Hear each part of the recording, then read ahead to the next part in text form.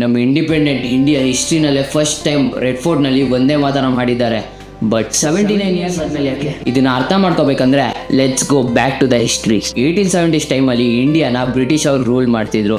ಆಗ ಬೆಂಗಾಲ್ನ ರೈಟರ್ ಬಂಕಿಮ್ ಚಂದ್ರ ಚಟ್ಟೋಪಾಧ್ಯಾಯ್ ಇಂಡಿಯಾನ ಮದರ್ ಅಂತ ಇಮ್ಯಾಜಿನ್ ಮಾಡಿ ಒಂದು ಸಾಂಗ್ ಬರೆದ್ರು. ಆ ಸಾಂಗ್ಗೆ ಒಂದೇ ಮಾತರಂ. ಈ ಸಾಂಗ್ ಬೆಂಗಾಲ್ಗೆ ಮಾತ್ರ ಲಿಮಿಟ್ ಆಗದೆ ಫ್ರೀಡಮ್ ಮೂವ್ಮೆಂಟ್ ನಲ್ಲೂ ಪಾಪ್ಯುಲರ್ ಆಯಿತು.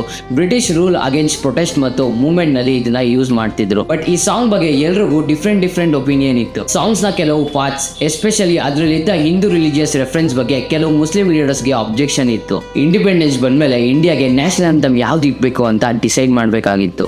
ಜನಗಣಮನ ನ್ಯಾಷನಲ್ ಆಂಥಮ್ ಆಯಿತು ಅಂಡ್ ಒಂದೇ ಮಾತರಂಗೆ ನ್ಯಾಷನಲ್ ಸಾಂಗ್ ಸ್ಟೇಟಸ್ ಸಿಕ್ತು. ಸೊ ಒಂದೇ ಮಾತರಂ ನ್ಯಾಷನಲ್ ಆಂಥಮ್ ಆಗದೆ ಇದ್ರೂ ಕೂಡ ಇಂಡಿಯಾಸ್ ಫ್ರೀಡಮ್ ಸ್ಟ್ರಗಲ್ ನಲ್ಲಿ ಅದಕ್ಕೆ ಒಂದು ಇಂಪಾರ್ಟೆಂಟ್ ಸ್ಥಾನ ಇದೆ. 1870s ನಲ್ಲಿ ಬರೆದ ಒಂದು ಸಾಂಗ್ ಫ್ರೀಡಮ್ ಮೂವ್ಮೆಂಟ್ ನ ಪಾರ್ಟ್ ಆಗಿ ನ್ಯಾಷನಲ್ ಸಾಂಗ್ ಆಗಿ ಇವತ್ತು 2026 ನಲ್ಲೂ ಡಿಸ್ಕಷನ್ಸ್ ನಲ್ಲಿದೆ. ಸೊ ದಿಸ್ ಈಸ್ ಅವರ್ ಒಂದೇ ಮಾತರಂ ಜರ್ನಿ.